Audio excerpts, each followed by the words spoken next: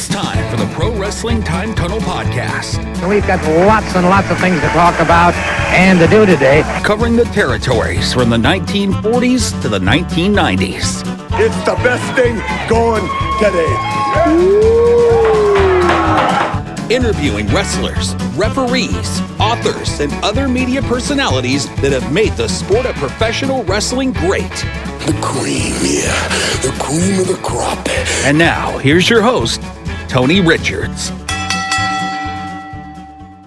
Hello again, everybody. Welcome to another Pro Wrestling Time Tunnel video cast. Today, I'm joined with special guest Evans Ginzburg, who has written the book Wrestling Rings, Blackboards, and Movie Sets. I really enjoyed this book, perhaps because Evan and I share the same generation timeline of watching pro wrestling, and he went to his first match, I think, in '74, and that's when I went to my first match, was in 1974. So exactly. June 24, 74, Madison Square Garden. Right on. And we got a lot. I really enjoyed reading the book because I was reading a fellow generation. So you, and it's not just about wrestling either. And some of you know that I've got a different kind of background as well in music and entertainment and things of that nature. And so I'm excited to talk about some of the things in the book. So I like the format of the book too. The way you sort of wrote it in story form. You just go from one story to another story. It's like story number 3, story number 4. So I enjoyed that. Over 100 stories in there, and I started writing it during COVID. I live in Queens, New York, and we were devastated during COVID. We had 800 people a day dying. And I had 5 friends die, and basically to keep my sanity after everything was shut down, and I felt like I had a ankle bracelet under house arrest. I woke up every morning, couldn't go to the gym, it was shut down, couldn't go to the movies, it was shut down.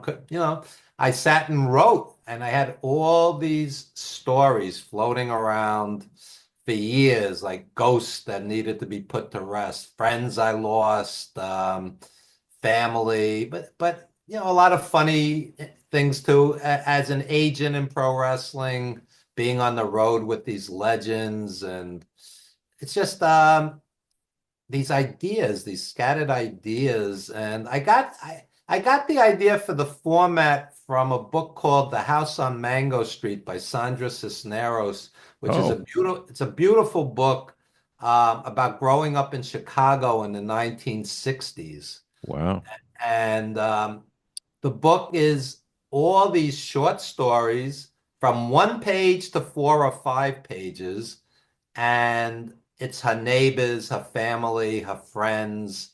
It's from a teenager's perspective, and the stories don't necessarily go together, but they do, because it's all her life. Yes. And it's a beautiful, beautiful book, and it just gave me the idea, and that's basically my format. In chronological order, though, I basically cover my life from childhood until now, but it was very much like going through in the old days. Now, the kids today don't do this as much, but in our day, we were growing up, we kept photo albums, right? And you would sit and thumb through a photo album. And this book just gave me a feeling like that, like I was thumbing through a photo album of stories of your life. And that was just really cool. I really enjoyed the way you laid that out. Thank you. And there were some great photos in there. Dr. Mike Lano and Dave Drayson Berzinski. Dave managed the original Sheik late in his career, and just some tremendous. Ivan Koloff's in there. He just got put in the WWE Hall of Fame. He's going in this week, and it's just putting a lot of ghosts to rest.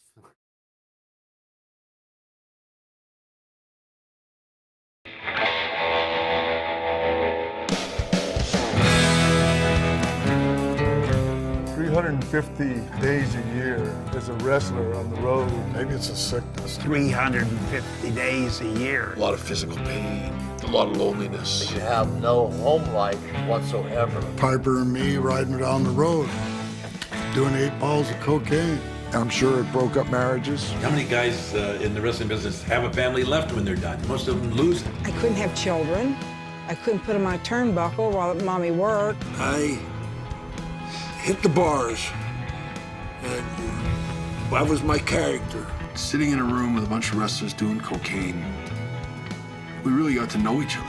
I would take a lot of downers, and I did have problems with the downers. I'm embarrassed to admit it, but I was not a faithful husband from the first day, for the whole time on the road. I lived a double life. I needed it. It was like, I'm not getting the love I needed home. Would I do? Oh my God, I'm afraid to say I would do it again. I wouldn't change it then. No regrets. Well, I want to tell you, you know, to make some big money in wrestling, you had to wrestle every night of the week, $30 every day. So you had to wrestle 6 and 7 times every week just to earn your money. 350 days on the road with wrestlers, a living hell.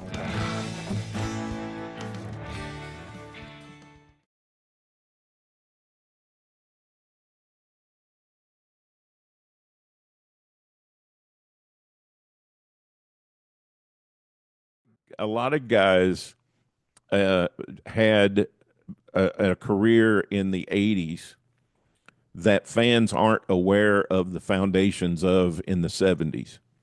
And one of those is Jimmy Valiant.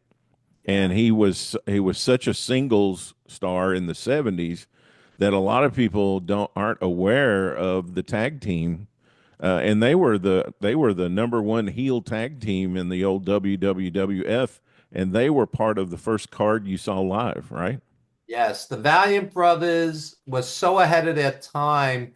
The way I describe them is it's like jazz musicians riffing off of each other, total improv.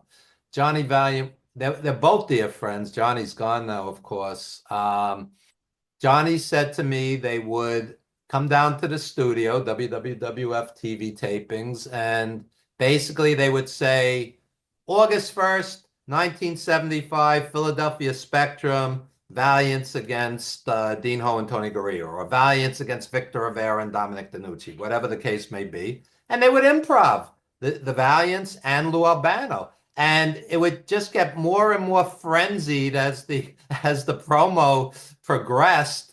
And they were so ahead of their time between the colorful outfits and the long bleached blonde hair and the hipster patter, if you will. And Albano was a great talker also. And it was almost like they would take turns. Johnny would say something insane, then Jimmy would, then Albano would. And it would just culminate. And, Vince with the bumblebee yellow jacket at the time would shake his head in disbelief. He was like the straight man. It was magic. It was just magic, the Valiants. And I tell people all the time that at Madison Square Garden, when the Valiant Brothers walked down the aisle, or Bruno, or Pedro Morales, whatever the case may be, the building would shake. No pyro, no entrance music, just guys walking down the aisle. Right. Charisma. Yeah. People saw the managers of the WWF in the later parts of their career on video and the video era, and they don't really understand how hot these guys were. I was watching Boston Garden last night. I was watching a match, Bruno Sammartino and Spiros Arion. And Spiros Arion was proceeded to the ring by Freddie Blassie. And Freddie Blassie had heat just as soon as he walked out of the dressing room. I mean, he had the crowd like mad. And he was just going and talking to the referee and making some hand gestures. What a heat magnet. I mean, it was amazing. We call them the three wise men of the East, Blassie and the Grand Wizard and Albano. This is long before Bobby Heenan and these guys. I'm talking mid 70s to early 80s. The Wizard died in '83. Ernie Roth, who also managed the Sheik as Abdullah Farouk. And these guys were great, great talkers and heat magnets. And interestingly, the Wizard, nobody ever touched him. He never got hit. He never took a bump in the WWF anyway. And that was part of the fans' frustration because he never got his. Right. Albano was the polar opposite. Albano would headline arenas against Bruno and Pedro, and the fans would come. We never thought he had a chance of winning. They would come just to see him get beaten up and bleed. That's the kind of heat magnet Albano was. And people don't understand this today. And they don't understand the mentality of a typical 70s crowd. I mean, most of us were marks. This was pre-internet, insider dirt sheets. I mean, sheets existed, but it was more clippings and results. It wasn't so much, gossip and rumors and insider stuff. So my father, for example, he was a World War II veteran. And he fought in Germany, and he was shot in Germany, and he saw friends die. And there's Waldo von Erich and Baron von Raschke and Hans Schroeder and all these guys playing Nazis. And, the fans wanted to murder them, literally murder them. And people don't understand, the other side of it is, as a kid, I was a kid at the time, a teenager, whatnot. When Bruno's getting kicked, punched, bloodied, you feel like the bullies are doing it to you. And when he makes that comeback, you feel vindicated. Right. And people don't understand it. Today, they're all smartened up, and they've watched 500 shoot interviews, and, it's a different mentality. We weren't talking about booking. We were just wondering what the next feud was going to be, but it wasn't because we were trying to figure out the booking. We were just interested in the story, right? In the action, in the feud. And we were trying to understand it all. I'm watching LATV in New York every week. Blassie's beloved. He's kissing babies. He has a big Mexican sombrero, and the fans are hugging him. And then he's at the Garden, and we wanted to kill the guy. And as a kid, I'm like, wait a second. And you're starting to get a little smartened up, 1 fall, 4 rounds. Introducing on my left, from Bounty Hunter's Gulch, weighing in at 232, he is known the world over as the Hangman. And ladies and gentlemen, his opponent will be here in a big one on Friday night when he promises it will be a scientific match when he meets Rocky Johnson. It'll be for the title, and Mr. Moto will referee. Here he is, 242, one and only Freddie Blassie.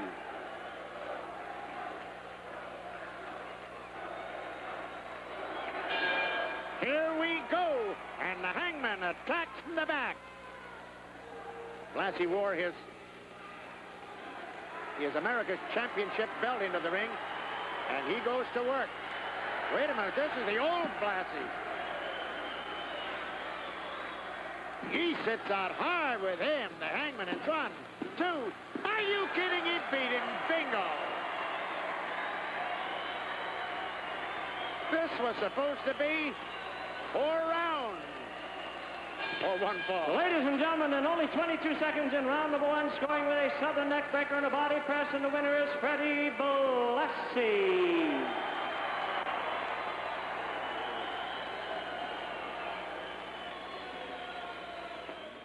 Right. Yeah. So tell me a little bit about your impression. You talked about what the atmosphere was a little bit like. Is that the atmosphere that was going on when you were at the Garden that night when the Valiants came out? Absolutely. Spiros Arion, you mentioned.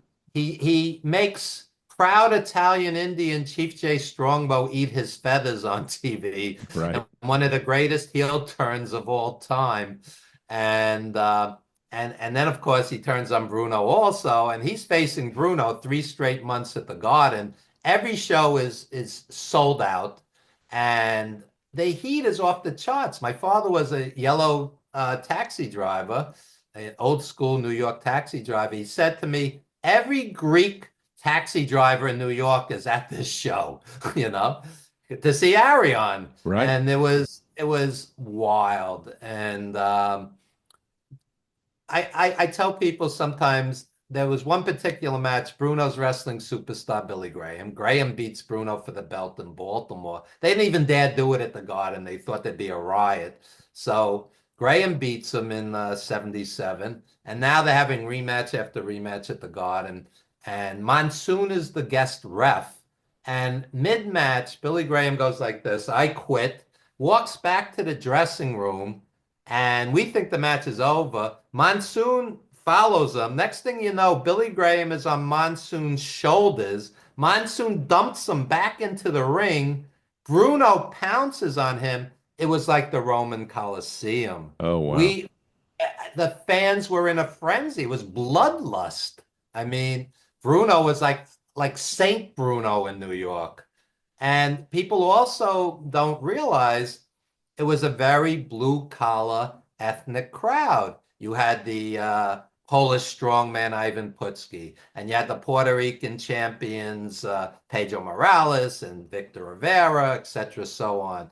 You had the Italian strongman Bruno, and they appealed to every possible ethnic group, and it was a very working class blue collar audience. And the tickets were $3 to $6 when I started. And one tragic night, the announcer gets on the mic and he says, fans, we want to let you know tickets are available for the next show, and the prices will be going up to $4 to $7. And this like agonizing, pain like rose through this blue collar crowd, and they booed because that $1 meant something to them. My father never broke 25 grand in his life, and WrestleMania this week is 300 to 10 grand a ticket.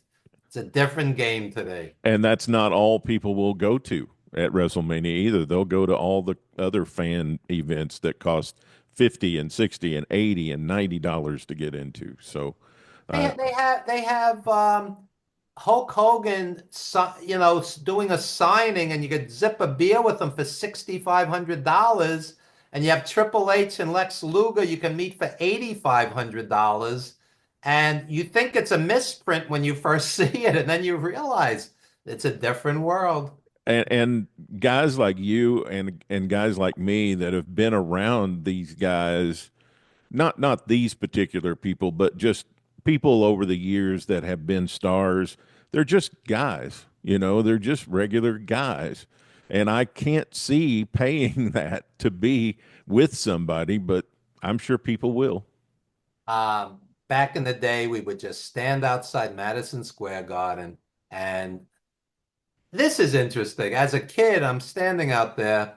Andre the Giant and Dusty Rhodes would never sign for us kids. Never. They wouldn't so much as look at us. And then superstar Billy Graham, the Grand Wizard, Blassie, Albano, George Steele, they would all sign. They would all sign, and friendly, and it was like you smartened up real quick.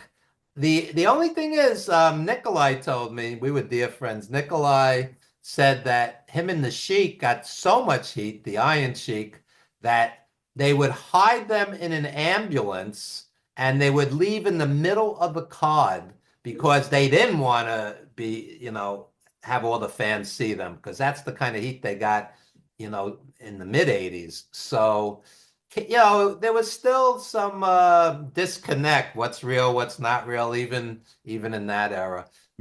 McMahon actually publicly announced it was a work in the late 80s. Right. Yeah. I used to hang out in the early 80s. I used to hang out in the back of the National Guard Armory in Kentucky and talk to Elizabeth Hewlett, who was running the gimmick stand for the Poffos. Had you known, you would have got 50 autographs. It would have been worth a fortune. Wouldn't it? Wouldn't it? But she was just a girl. She was just a girl selling the gimmicks and waiting for Randy to get finished. I was sitting ringside one day on an indie in New Jersey, and there's Sabu and Chris Candido and Tammy, and they were kids. They were kids. They were just waiting for their preliminary match. Nobody knew them. Very down to earth, friendly, fresh faced, and the Road did not do good for some of these guys, boy. Uh-uh. No, and speaking of growing up in Kentucky, when I was a kid in the early 70s, we had three sports heroes in Kentucky: Dan Issel, Secretariat the Horse, and Yeah. Muhammad Ali. Those were our three Kentucky sports heroes. And you have something about Ali in the book. Yeah, Ali would walk down the street in New York and sign autographs for anybody who asked. And I actually had a Madison Square Garden program with him and Andre on the cover, and they were measuring hand size, and Andre's hand was much bigger than Ali's, and Ali was a big, strong He guy. was a big guy. Yeah. Yeah, so Ali is signing, but this was in the late 80s, and he couldn't talk. He already was ill, and a fan brushed lint off of his jacket because he wanted the champ, to look good. Pristine, It was yeah. very moving. It was very moving. And see, things like that just floated in my head for decades, and I put it in this book. And Ali would walk around in Harlem in the black community at the time and give out $20 bills. And Oh, man. I mean, and this was a long time ago, and that money meant something to people. He would just Right. hand it out like a human ATM. And Yeah, you see him in documentaries, and it's captured in documentaries of him being on the street, and you just don't realize that was a common occurrence. You just think, oh, they just did that for the documentary. But oh, no. He was a man of the people. Yeah.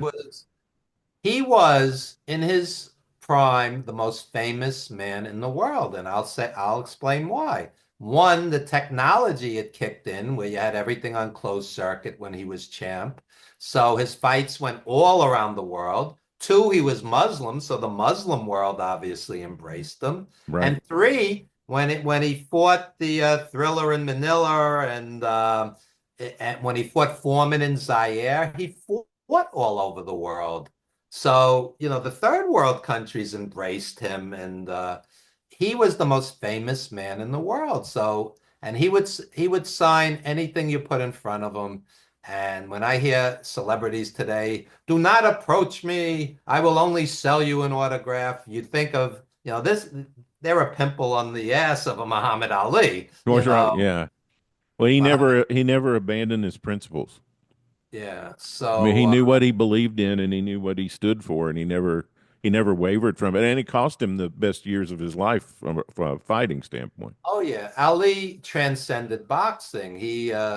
He represented the turbulent 60s and the civil rights movement and everything else, the anti-war movement. I mean, and he was controversial at the time, that people either loved him or hated him. That was part of why the Ali Frazier series was so huge, because people embraced one. It was like Trump versus Biden. Right. You're on one side or the other, and people, Ali, when he was sick and his hand was shaking at the Olympics, people came around more and embraced him. But when he was young, he was very outspoken and controversial, and not everybody got it. But he was one of my heroes. I'm glad that people did finally get it. They did finally understand where he was coming from. He sacrificed mightily. He was doing theater, whatever he could to pay the bills. They wouldn't let him fight for several years. Right, best years of his life. Prime years, yeah. Speaking of guys that are different in their persona versus how they really are, tell me a George Animal Steele story. This was interesting. As a kid, Steele would come in almost every summer because he was a high school teacher and coach, and he was off in the summer. So he'd come in to wrestle Bruno, Pedro, Backlund, etc. So every summer Steele would come in. You never thought he had a chance in hell of winning the belt, but he was so entertaining. He was hardcore before there was a name for it. He'd bleed, he'd be throwing garbage, he'd be running through the crowd, he'd be brawling outside the ring. And this wasn't always, WWF style, so he was like a wild man. So shoot ahead, and he's retired, semi-retired, and he's on Facebook, and we became Facebook friends. And he became very, very religious. And you know, I'm Jewish. I'm married. My wife's Christian. She's from Korea. I have friends who are incredibly religious. I have friends who are atheists. You know, it runs the gamut. Right, You sure. know, I make no judgments. But one day, George Steele said online, if you are not saved, you will burn in hell. And like this bothered me. And I'm like, George, what if you're like a good person and you really try to, live, a good Morally, life and well, yeah. help people? And he's like, no, you're gonna burn in hell.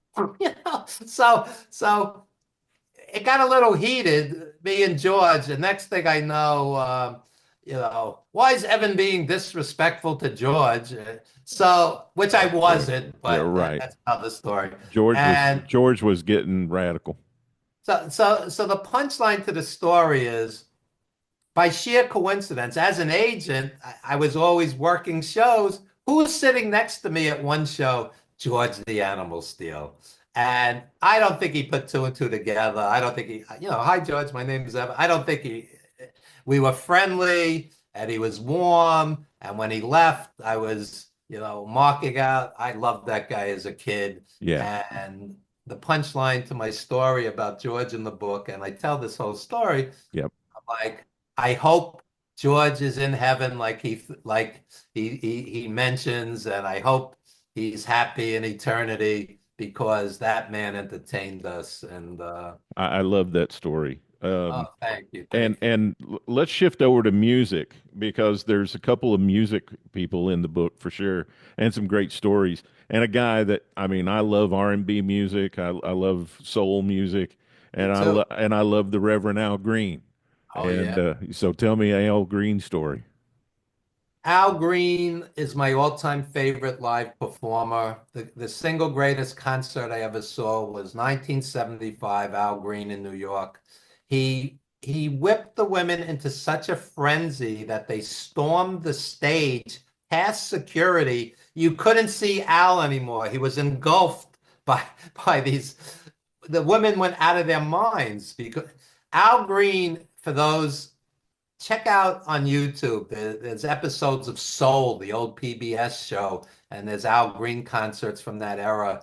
He was unbelievable. He would end each show with Love and Happiness, which is his greatest song as has ever been written. And Miles Davis had that effect too. He had that sexy woman fainting kind of stage presence. Miles Davis was very GQ, and he had the suits, and people used to want to dress like Miles and look like Miles, talk like Miles.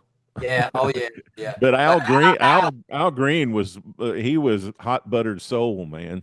Al Green would just like rip his shirt off. It was a different personalities, but Miles was also brilliant. Kind of Blue, people consider the greatest jazz album ever recorded. I do. Yeah. So one day we go down to the Mid-South Coliseum, and on that same vacation, we saw Jerry Lawler and Jeff Jarrett against the Moondogs tear the place up. And on that same trip, I said to my friends, we got to go down to Al Green's church. We got to go down to Al Green's church. Yeah. And I go with these two buddies. We're all Jewish, and we're at Al Green's services, and he comes out. He must have seen the awe and wonder in my eyes because it's a packed church. He went right over to me and shook hands with me, the first one. Wow. And it was like the greatest 4.5 hours of music I've ever seen. And at one point, a homeless guy comes in off the street, and Al anoints him with the holy water and saves him. And people start running laps around the church. It was wild. And I walked out. I was drained. I mean, it was so incredible. I was emotionally and physically drained by it all. And if you ever want to actually see this, he still has services there. Today happens to be his 79th birthday, I believe. Oh, wow. And Also, there's a documentary, The Gospel According to Al Green. It's a great music documentary, and I'll have to check that out because I love Al Green. oh my God, me I used to too. raise a lot of money for St. Jude Children's Hospital in Memphis. My the radio group and television group that I ran, we did telethons for them every year, and then they'd have a get together, and we'd bring the money to Memphis and present it to the hospital. And I've been to Al Green's church many times, and Oh, so you know, I'm not oh exaggerating. no. It's a 3 and 4 hour just happiness day, you know. I mean, I've never seen people so happy. If I lived in Memphis, I would probably be there every week and would probably convert. Yeah. That's great. Tell me about Killer Kowalski.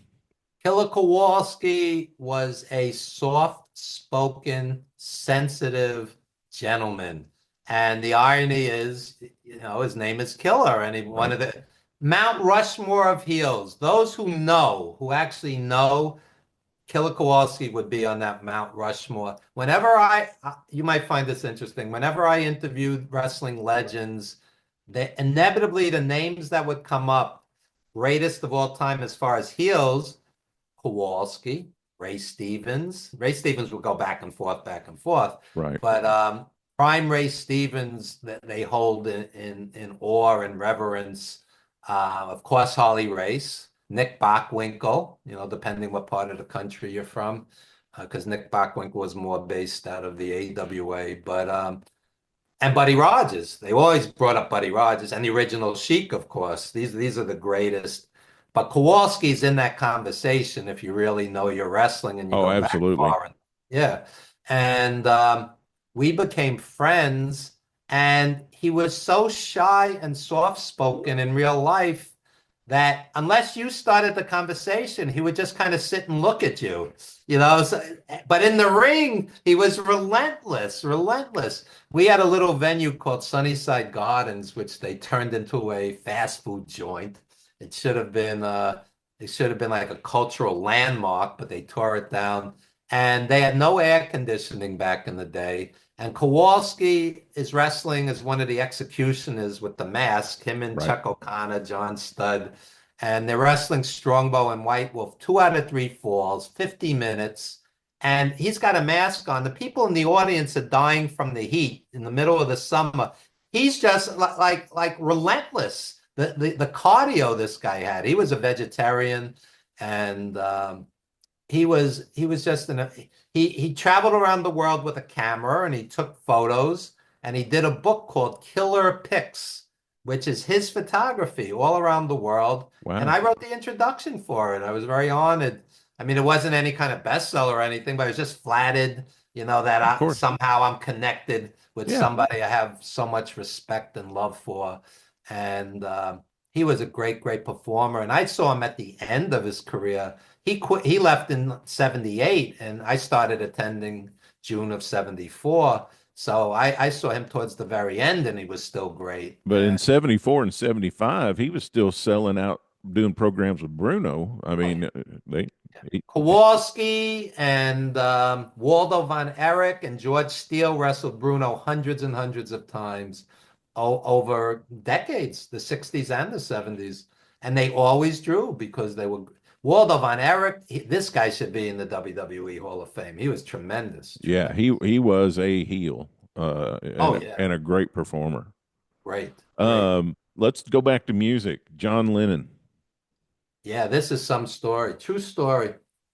December 8, 1980. December 8, 1980. I know exactly where I was that day. Everybody does, from that era. So I'm at Madison Square Garden, and Bruno's wrestling on top Sergeant Slaughter. Slaughter was on fire. He was great heel.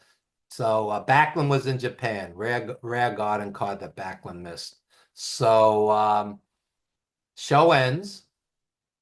I walk into the street. It's around 11 o'clock. The garden shows usually ended around 11. They had 11 o'clock union curfew. If you stayed later, it cost them a lot more money. So they were usually over around that time. And I walk out, and there's this weird, bad vibe in the air. Bad vibe. And I walk up to an absolute stranger, which you don't usually do in New York because you're scared somebody will kill you. Yeah. So I walk up to this guy. He's in a suit. He looks like a Wall Street boy or a banker or whatnot. I don't know. And I said, quote, "What happened?" I could tell something bad had happened. He goes, "John Lennon was just shot." So again, we're on 34th Street and John Lennon was shot on 72nd Street. This is not that far away. Right. And of course, again, there's no internet, there's no cell phone, so we really didn't know how bad this was. And by the time I got home and turned on the news, John Lennon was dead. And the first thought that went through my head was how ashamed I felt that it happened in New York, where I've lived my whole life. Because you remember he used to have the New York T-shirt and he really embraced New York. Yeah, absolutely. Yeah, and I was like, man, 40 years old, musical genius, politically. I loved the Beatles at that time. I mean, I just really did, and I found out by watching Monday Night Football. Yeah, It came on Monday night. They broke into Monday Night Football and announced it, and Yeah. I couldn't believe it. Yeah, it was terrible. And I actually went to the memorial service in Central Park that Yoko, organized, and it was to this day. I'm a New Yorker. To this day, people will be standing outside of his building and or the little memorial that's still in Central Park, which is right across the street, and tourists will come and you know pay tribute to him because. I mean, I don't have to sell you on John Lennon, musical Oh no! genius. Oh my gosh! I always felt so much sadness for Yoko. They had been through so much together, and they obviously loved each other. And just for him to just be, I mean, he was taken from all of us, but he was taken from her specifically. I mean, it's Oh just yeah. too bad. And she, she gets this. People have this simple view of life. Good, it's almost like pro wrestling, good and evil. Like Yoko broke up the Beatles. It was more complicated than that. Yeah. No, they were ready to go their own way. All bands get to that point. They were just so much bigger, and their lives were so magnified, and their every move was, was looked at and analyzed. And I think they were ready to break up and do their own thing. But I think they managed to keep their relationships together. In the 10 or 12 years they were together, I don't know exactly. Musically, the progress was so astounding. Amazing. Yeah. I mean, they never did the same song twice. I mean, a lot of bands do 3 albums and the songs start to sound similar, but none of theirs ever did. Every piece of music was different. And for young men at the time, they were very wise, profound. Like she's leaving home. This is, a lot of young people wouldn't be thinking along lines like that. Right. Some beautiful music and yeah. Well, we talked about wrestling. We talked about music. You've also been involved in movies, and at least 2 wrestling movies that I know of. You were involved in The Wrestler. How'd that come about? I was an agent, and I had booked Johnny Valiant and Nikolai Volkov for a signing at a store called the Wrestling Universe in Queens. And the executive producer of The Wrestler's best friend, and people get confused with these titles, the executive producer is the money guy. He raises the money, gets the film off the ground. His best friend walks in. And he starts talking to us. And Johnny was a stand-up comedian, very funny and entertaining. And Nikolai was the nicest, warmest, kindest person you'd ever want to meet.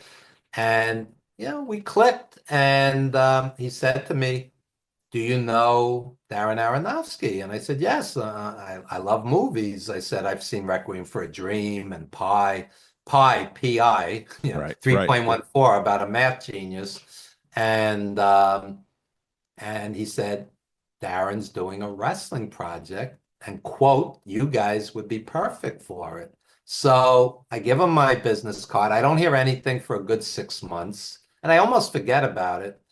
And suddenly I get a call one day. We'd like to meet with you guys. Bring whoever you feel would be appropriate. We want to discuss this project. So I brought Johnny Valiant, Nikolai Volkov, Nikita Brezhnikov, who was Nikolai's shoot manager, legit manager for bookings. I brought Tiger Khan, who wrestled for the Hearts up in Calgary, and myself. And Nikolai's regaling them with road stories, and Johnny's just has them laughing because he was tremendously funny, Johnny. And hours were going by, and we're just laughing and drinking beers. It felt like old friends. It didn't feel like a business meeting by the end of it. And I walked out of there. I said it couldn't go any better than that. So then, like another 6 or 7 months go by, I don't hear anything because, he's working on his other projects. Sure. And I get a call, and Scott Franklin, the executive producer, says to me, Evan, we'd like you to be the associate producer, AKA the wrestling guy. So I brought in Mickey's stunt double, The Ring, Mickey's trainer, Alpha. Alpha trained Mickey.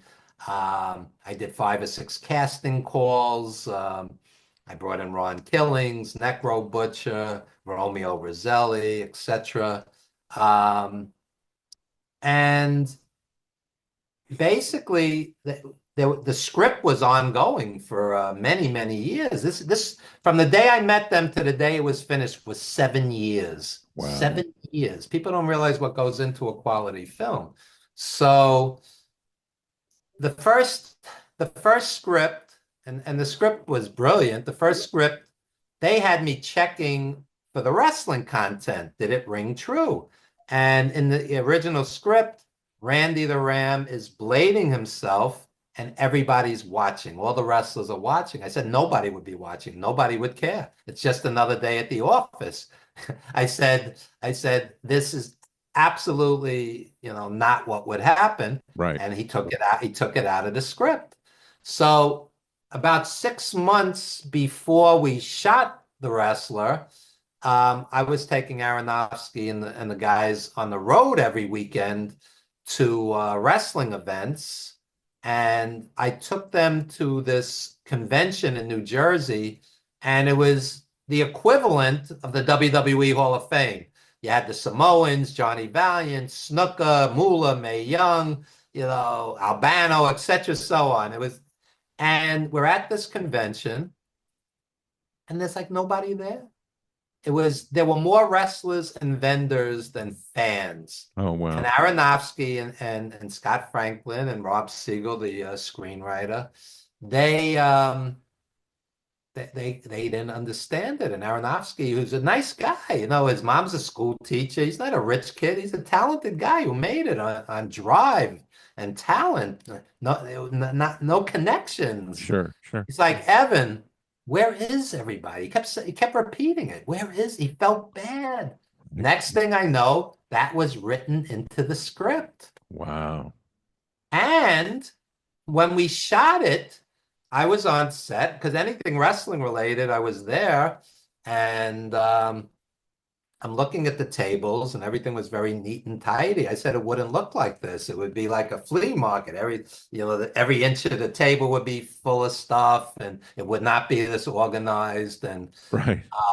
So I'm standing. So I do a little set design. So I'm standing there, and Aronofsky suddenly gets this smirk. He goes, Evan, come here for a second. I go, yeah. He goes, walk up to Mickey last, ask him for an autograph and a Polaroid. And Mickey walks over to me and he whispers in my ear, he goes, just improv it. I've never acted in my life. I'm in my street clothes, no makeup, I'm like stunned. I'm about to act in a movie. I never even acted in high school, nothing. Right. So if you remember that scene, I the do. only actual wrestlers, that was Johnny Valiant. His head was down on the table because at that convention, the Sheik was asleep on the table, the Iron Sheik. So that's Johnny Valiant. And the other only legit wrestler there was Manny Yarborough, who was a black sumo. he wrestled, he fought for UFC early on, and he was a sumo in Japan. So those are, and Manny was a friend of mine, 800-pound sumo. So, I'm walking around and I'm thinking the whole time, what am I going to say to Mickey when I get up to him? Because we're improvising it. So I'm thinking, what would I say to a wrestling hero? And I finally get up to him and I go, I loved you as a kid. I saw you at Madison Square Garden. Can I have your autograph? And he looks at me and he goes, what's your name? So now I'm thinking again. And just instinctively, I go, Evan. And it dawns on me how utterly surreal this is. I'm playing myself Playing in a yourself in a movie. in Yeah. a fictional movie, you know? So the whole thing was magic. That's And awesome, man. I love that scene.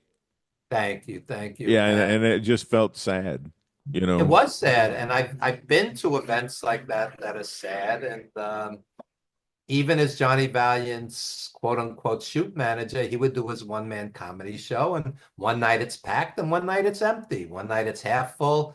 Show business and wrestling are tough. It's tough, yeah. That's the way it goes. And then you were involved in another movie too about wrestlers traveling, right? 350 days. Yeah, I love that. I love that one too. Thank you, thank you. 350 days. That took 6 years to make. Wow. People don't realize. And we build Billy Graham, superstar Billy Graham, and Bret Hart as the stars, but really there's 36 legends in there.